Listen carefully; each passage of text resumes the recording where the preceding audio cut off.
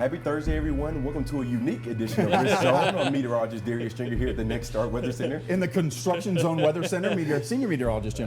Going from Risk Zone to Construction Zone. Yeah. Hi there, I'm Chief Meteorologist Brian James with the Nexstar Weather Center. Yes, we are in the midst of a renovation, and pardon our dust, as they like to say, but we're still open for business. Yep. We are, and we're going to still do Risk Zone. So if there's any banging construction you hear in the background, please just do your best to ignore it. We're just we want to make sure that we get through some of this information because we are very much going into spring, and it feels like it out there too. It looks it, it feels it. We've got humidity and everything. We got that Starting off severe, with the bang. Severe weather threat on the increase. Started really yesterday. Yeah, it did. Continues over the next few days, and there's going to be a potential for some heavy rainfall in some locations. Yeah, and they really need it. Yeah, absolutely they do. So let's take a look at our weather pattern here as we start off the low pressure out towards the west, one across the Midwest, high pressure down towards the south. But it's those two areas of low pressure that are going to be knocking things around. Yep. That first cluster of storms that developed last night, continuing for the day today, will be off toward the north and east as that low makes its way through the Great Lakes. But it's that second low one back to the west. It's going to split into a couple of pieces, but that piece that kind of digs even farther south, that's going to be something we're going to have to watch. Yeah, absolutely. And then, of course, we talked about the spring-like feeling out there. Look at this. Look at that. Little Rock 20 above today? Yeah. That's not 15 above in Oklahoma City, all the way up to Bismarck and Minneapolis, 15 to 20 above average. There is some cool air out west, but that's Pacific cool air. It's not coming from the Arctic, not coming from the ball game. And then we're talking about the heavy rain. This is over the next 7 days, but a lot of that's going to be coming over the next 3 to 4 days from Texas all the way up towards Chicago. Detroit, look at that. Yeah, some much needed rain. Much needed rain. Hopefully it doesn't come too much at once, because too much a good thing is not a good thing. Exactly. Exactly. We'll hope for that. Snow, not as much. Kind of seeing things quiet down snow-wise as we... Again, the Northeast will love that. Northeast, Great Lakes. They're like, your mom will be appreciative of that. Mom will be happy about that. Absolutely. You better believe it. All right, so let's get into that pattern and talk about what's taking place. All right, so again, we've got a couple of systems coming our way. The second one, the stronger one, that's one that's going to be kind of splitting up. One's going to go north, the other one's going to be digging down towards the south, and it can kind of be sitting out there too. So again, some showers and some thunderstorms going into tomorrow morning across parts of the upper Midwest there, but it's back towards the west. We're going to watch this one as it, look at that. There's your split, folks. Yep. One heads off towards northeast. Notice the cold air is also way confined up towards north as well. But this area of low pressure is going to sit there and just kind of churn, kind of push a little upper level energy out of it. And that's going to keep kind of a round after round of some of those showers and storms, some of those severe possible. Go look at this all the way into Sunday morning, seeing that heavy rain from Texas all the way up towards Nashville. That's again, it's much needed, but we want it to come in waves, folks. The area of low pressure on Monday is still sitting out towards our south and west. Your weather alerts for today, these are your fire weather watches, southeastern Colorado, northeastern New Mexico. The winds are going to be, they're going to be a-blowing, folks. And then we've got out towards the west here. This is your, I believe these are high wind warnings for parts of Arizona, southern Nevada, southern portions of California. Those are wind advisories. Wind advisories, there you go. Wind advisories. That's exactly right. Look at that. You're right. You're right. Yeah, all right. I had to peel back the curtain to kind of let you know. Yeah, well, trust me, peeling back the curtain doesn't help me. Never really has. But I do know this one, though. Winter weather advisory is in the purple, though. There you go. So a little bit of snow. Hey. I hate you both. No, just kidding. I love these guys. Love them. But sometimes, you know. All right, here's your surface moisture. So we're talking about the clash of air masses. And there you go. Gulf moisture. Look at this dry line. Whoa. And then, jeez. Wow. Yeah. That's a massive clash of air masses, folks. And so, again, typically you see this when you start getting into spring, especially when you get into April. Not so much maybe the first part of March, but this has got spring setup, though. And that Gulf moisture will be continuing to push down towards the south and east as that system moves further eastward. But your severe weather outlook for today, tonight, slight risk, Texas Panhandle, western Oklahoma, southern portions of Kansas, marginal risk around that in the darker green.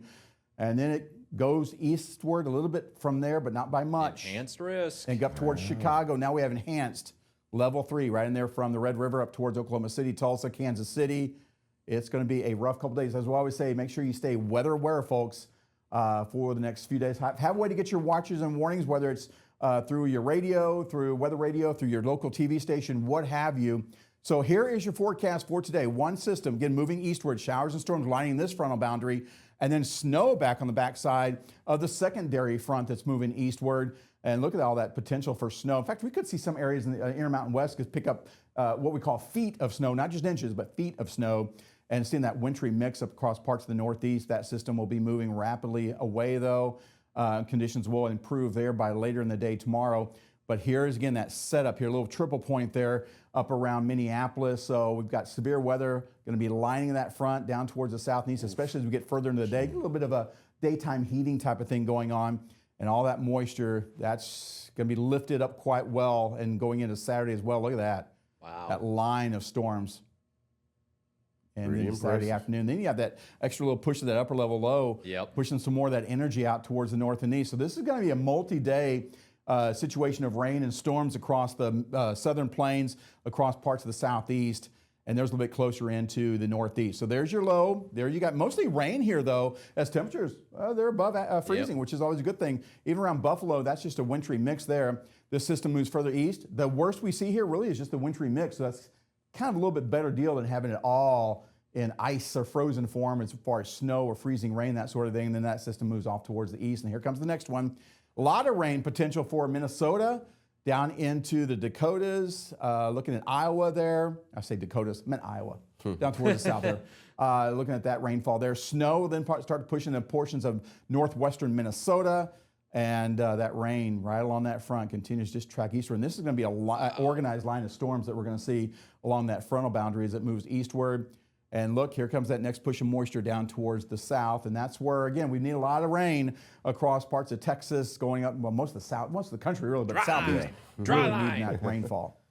And there you go. So there's your dry line. There's your frontal boundary. And this is just that kind of that, we call them streamer showers, where the Gulf, there's just enough lift around. You get these light little showers kind of popping up ahead of all this, but it's as that system gets a little bit further east that you start to get more of an organized line of storms, especially by Friday night into Saturday morning. This is going to be probably the biggest day that we're going to see that potential for severe storms Friday into Saturday. And by Saturday afternoon, evening, look at all the rain out there, guys. Yep, that's a lot. That's a lot of rain out there in Pacific Northwest, mainly snow across the Intermountain West. You're going to see some rain across the Pacific Northwest once again with that next little system pushing in. But much needed snow coming in. In fact, in the valleys, much needed rain coming along there across the Intermountain West there. So a lot going on, guys. Yeah, there's a lot going on. Hey. There's Johnny. We've been waiting all day to do that. We've been waiting all day. It's interesting though, because we were kind of talking about how some of those, like when the dry line and finally some of that drier air out west pushes and that front kind of clears on through, you see some of that moisture get scoured out.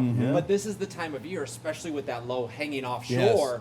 It's a reset. So it kind of sweeps on through. You give it a day or two, and that moisture comes right back. And then you have those little impulses coming out, and it's just you have the moisture. You need something to trigger it. Well, we got the triggers. Yes, there's going to be several triggers. A lot of triggers coming along. Yeah, a lot of them coming through. Also looking at some snow here. So again, we talked about not a lot of snow across parts of the Northeast there. Yeah, and I think they're going to be happy with seeing a little bit less snow in the Northeast and the Great Lakes region as we head into the rest of the end of the week there. But we are expecting our higher totals to be out towards the Intermountain West. We can see some isolated areas get up towards over a foot there. But as we take a look at our snowfall totals across the Northeast, not expecting that much over the next 5 days, maybe about a half an inch or so, maybe closer to that in some isolated areas, maybe getting up towards 3/4 of an inch, but really not expecting a lot of snowfall totals in this region, even back into the upper Midwest, into the Dakotas, maybe getting in of widespread areas about a half an inch to maybe an inch or so. Now closer towards Rapid City, we can get over about 2 inches here as we head into the next several days. But really, majority of our snowfall totals are going to occur out towards the Intermountain West. You can see we are expecting at least several feet of snow off into northern Idaho as well, back into western Montana as well, and even towards Salt Lake City, back towards Colorado. We can get in on near a foot of snow towards that region there, but really not expecting too much over towards the California region, as most of the system would start to track off towards the north there. Also seeing about a foot of snow just to the north of the Seattle region. Closer towards Denver, getting on about 8.5 inches around to the western slopes region. Overall, though, definitely much needed snowfall coming back towards this part of the United States, as those ski resorts are trying to hang on to the rest of their ski season there. But the rainfall forecast That's the one that we're definitely continuing to monitor there, as we could definitely see some flooding potential over the next several days back into the southern plains, into the mid-south there, as we head into the Midwest as well. Looking at our rainfall forecast, expecting a widespread amount of about 2 to 3 inches, really from the Midwest back into the Ozarks region, back into Arkansas and Missouri. Expecting our bullseye area to be just to the east around the Oklahoma City area, just to the Springfield region. Expecting maybe about 3 to 4, maybe even 5 inches of rainfall, especially in those systems that in the areas that see those systems continue to train over those same exact areas over the next few days. Even around DFW, we can get about 3 or 4 inches here locally, all the way down towards Waco and into College Station, San Antonio. Even expecting about 2 inches of rainfall. So definitely expecting some good rainfall up ahead for these areas. But like we mentioned earlier, we just don't want it all to come down at once. But it looks like it's going to be coming in a more of a wave-like pattern as we take a look at our rainfall amounts here. Some of this is going to be snow runoff, but we are expecting at least a couple of inches to occur, especially in those lower elevations in this northern Pacific Northwest region there. So overall, not expecting too much as far as that, especially when these temperatures are looking the way they are. Look at that. I mean, we're talking 21 above in Virginia Beach on the East Coast, 20 degrees in Little Rock, and closer to that in Minneapolis. Denver, right around 19 degrees above average today. Phoenix, starting to see some of that cooler air starting to move in, but still slightly above normal for this day. But looking at that hot air continuing to stick around as we head into tomorrow as well. There it is, Friday. Oh, look at that. Look talking at about Chicago. temperatures closer to 30 degrees. Almost above normal for the Louisville area up through the Chicago region, even down to Little Rock, about 25 degrees above the normal time for this year. But that cooler air starting to move more towards the Intermountain West, starting to see temperatures about 10 to 15, minus 17 degrees below the time of year of normal in the Cheyenne region. But we are going to continue to see overall it not being able to really spread too far. We're going to really see it confined to the Intermountain West region and the Four Corners region as we head into Saturday. Maybe some of that cooler air starting to move into the Panhandle region of Texas, but much of the United States still looking at temperatures about 10 to 20 degrees above normal heading into Saturday and Sunday as well. Yeah, that's impressive. Yep. I mean, golly, we're talking about a lot of just warm air sticking around for quite some time. So it's pretty apparent that Mr. Groundhog was wrong. Right? I mean, come on. We're talking about temperatures, continuing to be well above normal for the next 3, 4, 5 days as we head into the start of next week. Just continue. Monday. Look at that. Look at Chicago, about 30 degrees above normal, into the upper Midwest as well. Kansas City, about 25 degrees above normal. And we're talking about majority of the lower 48 at least seeing above normal temperatures. I feel a little bad for our folks over in Seattle. They're about -5, but that's still just slightly below normal for them. It's So not bad. overall, though, over the next several days, temperatures are going to continue to feel very warm across a good portion of the United States. And here's a look at the temperatures for today. We got a lot of 80s on the board. Hard to find any freezing temperatures. In fact, there aren't any on that particular set of stations. Yeah, look at that. All high temperatures above the freezing mark, but lots of 70s to low 80s across the south. So we have that warmth, we have the humidity. Old man winter's still trying to hold on with a little bit, and so that's having a hard time, but trying to. Flashes of the air masses, and that look at how the far temperature north, contrast. upper 60s all the way to Chicago in that warm sector. Wow. Got 40s on one side, 70s and 80s on the other side. That's impressive. Good old spring cold front. And yes, I'll say it before, and I'll say it again. Never trust a rodent with your forecast. Never trust a rodent with your forecast. That's a pretty wise one there. Yep, there you go. All right. All right, here's your temperature outlook now for March. Okay. This is for the next 30 days. Okay. Look at that. Warm. Warm. Warm. Yeah, haven't been showing yet. I mean, we're only what, 5 days into the month, and so that does not surprise me. No. The precip outlook, that's still kind of in that's more of a spring red pattern. basket there. That's more of a spring pattern. That's some of that Gulf moisture coming back north. The storm systems may be tracking a little farther north, but again, during the month of March, some of those that take that little dip to the south. Ooh, Oh, boy. That's what we're going to deal with this weekend. Oh, boy. All right, trivia time, I believe Jim. so. Let's do this here. yours? This is one where we all three should know this one. Okay. Why is March one of the most active months for severe storms in the southern United States? Is it a strong hurricanes moving inland, cold Arctic air collides with warm moist air, jet stream winds weaken significantly, or snowpack melts uniformly across the country? Ooh. A, B, C, D, folks. Think about the answer, and we'll have it right after the break. Stay right there. Welcome back to RiskZone, everyone. I'm meteorologist Darius Stringer here at the construction zone. Watch out, that wire looks active. Don't touch the Don't wires. touch the wire. Well, I'm senior meteorologist Jim Dana here. And chief meteorologist Brian James. So yeah, if you didn't miss it, if you missed it, we're going through a renovation. So we're gonna, pardon our dust. We'll have some stuff, kind of little kitty wampus until probably it's gonna take about a month or so. But the store's still open for business, so come on by. Yep. Come on by. Come on by. But we do. us. So we're going to talk about some of the things that are going on now. We're still late winter, early spring. There's still some wildfires going on. We'll talk about that and some of the wind forecasts. But we want to give you a little bit more information about some severe weather aspects as well. So there's a lot to get to in this block. And let's start with the wind. The wind. Here we go, folks. So take a look at this. So doesn't look too bad right there. You got little pockets there, but watch as we put this thing into motion. Wow, Whoa. that's a lot of wind. That's a lot of wind. Yes. Yeah. And where you see the yellows going into the orange, that is 30, 40, 50 mile per hour plus winds. And it disappears during the overnight period as expected and then comes right back during the day. Some of those red bursts that you see during the overnight hours, that's in association with potential thunderstorms as well. So the lines of storms that come on through, they will have the potential for 50 to 60 mile an hour winds too. Yeah, exactly. And so then we'll go through Friday into Saturday. You can see that frontal boundary moving eastward too. And then West Texas into the desert Southwest, some strong winds. Sure. North Dakota over towards Montana, seeing some very strong winds. And again, that's kind of the setup right now. You get that springtime, you tend to get the wind, unfortunately, to go along with everything else. It's inevitable for this time of year because you got such the different contrast with it. This is the time of year when those winds start to ramp up, and especially areas out west where we have the orange and red shading. That's where your fire risk is going to be highest. It's dry. It's those winds coming off the Rockies, and and all the gray in there, that's smoke, folks. That's smoke. To the southeast. Over the last couple of days, and it's been and across the southeast where they've had some major fires in Georgia and that sort of deal. So hazy skies, smoky sunsets. Smoky sunsets, exactly. So there you can see that's the animation then over the last a few days. Again, southeast, that's where you're seeing it all. Yeah. That's crazy. Yeah. Wow. See some of those active fires with the yellow and the red there. And some of the individual plumes. So please bring some rain to this part of the country. It looks like that's going to be the case as we go, once that upper low finally ejects off to the east. Maybe, just maybe, they could finally get some rain in the southeast. Yep. This is a product we've never used before. This is your significant wildland fire potential outlook. And so this is for the month of March. It's back behind the little picture there. This says March.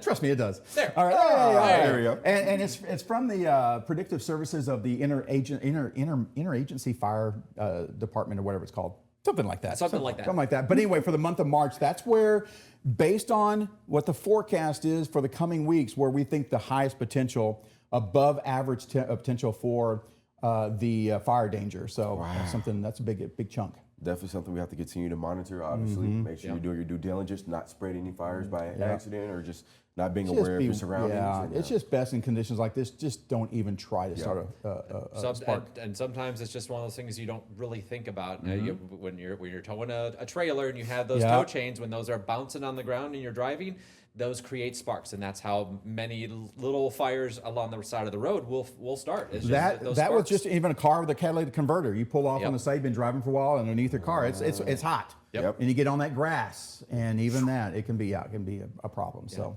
you see a lot of those fires too start up on the side of the road. And that's the reason why. Or in the medians. Or the medians, but wherever that person can get off on a road.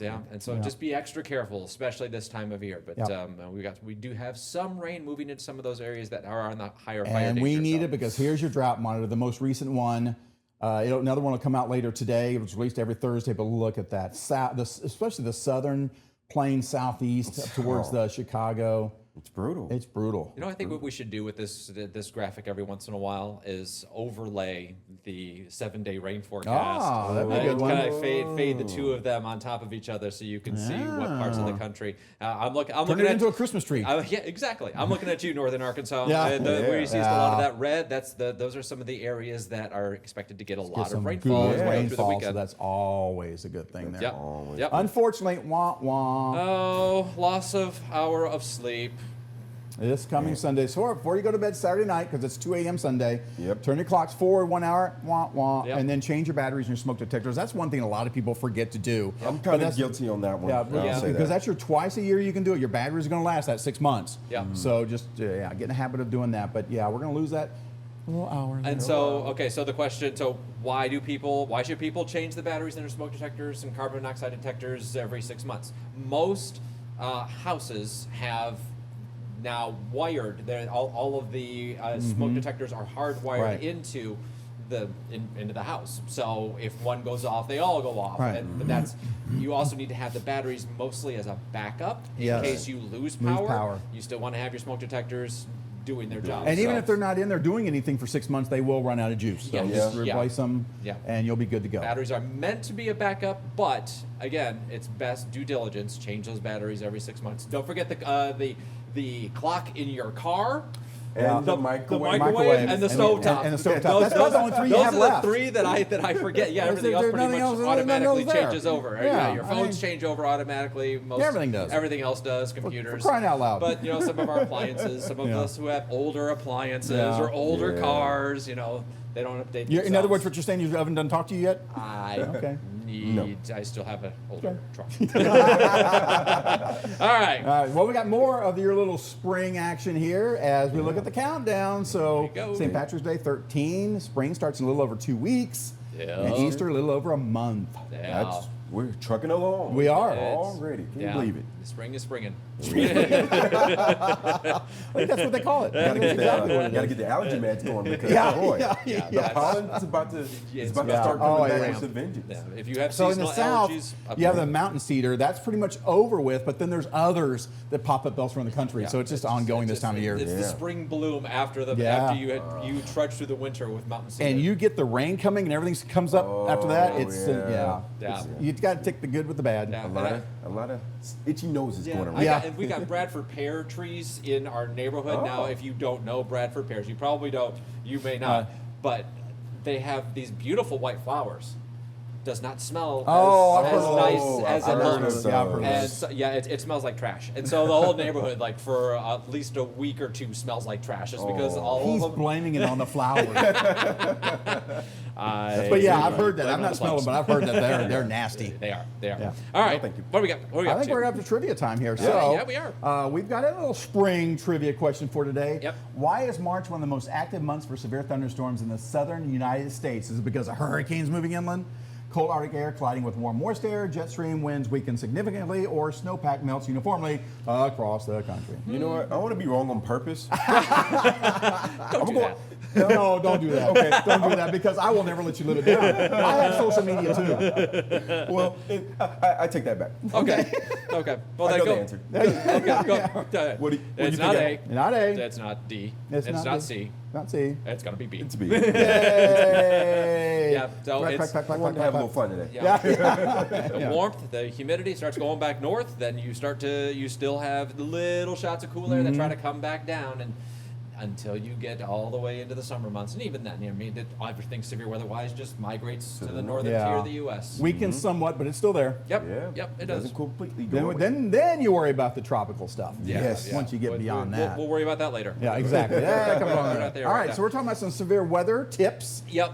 This is your hail size, so which just- this is impressive graphic. I gotta admit. Yeah, I give hats off to you on this one. Hey, I don't want to take credit for it. Okay. I just don't want to take blame for the hail either. Yeah, exactly. So when you're talking wow. about hail size, once you get up to the size of a quarter, 1 inch in diameter, that's where the severe criteria begins, and everything bigger, of course, is severe. It's bad. Once you get up to about baseball size hail, most of those hailstones are coming out of the sky close to 100 miles an hour. Yes. So baseball size and larger means that you are going to have significant damage. Yes. But that's also extremely rare. They do not happen very often. So, But if they do, it will be a problem. Yes. The insurance companies will not love that. yeah. No. And I've been fortunate. I've been in DFW for 10 years, and I have yet, knock on wood, have had yet to replace a roof. So that's one good good. thing so far. Not So far. bad. And hopefully My we don't time's run coming. into this. Yeah, your time's coming. Hopefully we don't run into this over the coming days with all the heavy rainfall. Yeah. But flooding safety tips. Just some interesting little stats up there. That doesn't take much to carry a car off. Yeah. Yep. Remember, your tires are nothing more than big balloons. Yes. They are inflated with air or nitrogen, but Yep. they're just if you get them in water, they will act like afloat. They will make your car float. Your car is not that heavy. Yep. It And says you will with float. 12 inches of water, about a foot of water, cars and SUVs can get swept away. Easily. And if you're 6 inches, a person. So Yeah. Yeah. just, you know. Fast moving And you know, water. if you've ever, which it's hard to believe anybody would ever do it on purpose, but have you ever been in a situation where maybe it's a river or something like that, and just a little bit of a rush, Yeah. you know, against your legs or something like that, it's Yeah. like, whoa, and it's not that much. So No. imagine, you know, something like the this. So. force of water is unfortunately underestimated a Very lot. much so. And people think, oh, that it's just water. Water has a lot of force. Yes. And I still don't understand this one, but turn around, don't drown. It's amazing how many people keep going. Yeah. I think I can make it. It's okay, but Yeah. no, don't do it. That car already flipped around earlier, so we Yeah, it's already gone. He already did the right thing. Yeah. He turned around Yeah, he did the right thing. and went away. Yeah, so and we're going to continue to bring some more of these to you, just some kind of refreshers. Yep. As severe weather season is upon us. Yes. And There's a few more. Yeah. The flooding and safety tips talking about just flood flood watches and watch, warnings. flood warning. Yep. So just the little things there. Oh, there's the water. Oh boy. So when the flash flood warning, Yeah. and that's the difference between a watch and a warning. You know, watch is that kind of preparation. Make sure you're alert, you're weather aware. Things are coming together for the potential. If Yes. the warning occurs, you need to act. Yeah, absolutely. Take action. Take action now, type of deal. All right, this is a cool one. This is from the Sierra NOAA satellite here. This is the ice movements on Lake Erie. Just watch that. All that white cloudiness you see over the lake, that's ice. But watch it actually move to the west as it starts to break apart. Wow. Yeah, That's pretty cool. That's incredible. Lake Erie was nearly 100% covered with Yeah. ice this year. It Yeah. was, yep. Look at that. Very cool. Very Wow. cool. Wow. Speaking of winter, we're still seeing it hang on across parts of the Midwest and the Northeast. We had some snowfall over the past couple of days over the weekend and into Monday morning, but they're still obviously dealing with shoveling and having to get, take extra time just They to gotta be clear so out. sick of it. I man. know, They gotta be I know. so sick of it. And then, of course, with the snow melt, that can cause problems too with flooding. So Yeah, it depends on can. where you're at. So because the temperatures, well, we showed you, they're going to be warming up, folks. Yeah, So and the snowfall forecast is looking pretty good for the Northeast, the Great Lakes region as well. But this is a nice coating of snow off towards Loudoun it's in County. Loudoun County in Virginia there. So still definitely having some winter. is that a little duck there? Yeah, a little duck. Ducky duck. Yeah, I guess the water's not too cold for them. Oh, well, they love that stuff. The water's liquid, they'll be in it. Yeah, exactly. Not so much if it's not. No. Nope. So obviously we got on the opposite side, we got beaches prepping. Oh, that's right. Spring break is right around the corner. It's right Yes. around the corner. You got Yes. temperatures well into the Oh, 80s, 70s. yeah. So definitely going to be seeing a lot of people taking their kids off to the beach for this time of year. You know what they call that, right? They call that the week of stay away from the beach. Yeah, that's right. If you're me. Otherwise If you're known me. as spring break week. All right, Yeah. y'all, but let's get up our socials here real Yep, quick. let's and then, do that here. so- And you can find us all over the place, folks.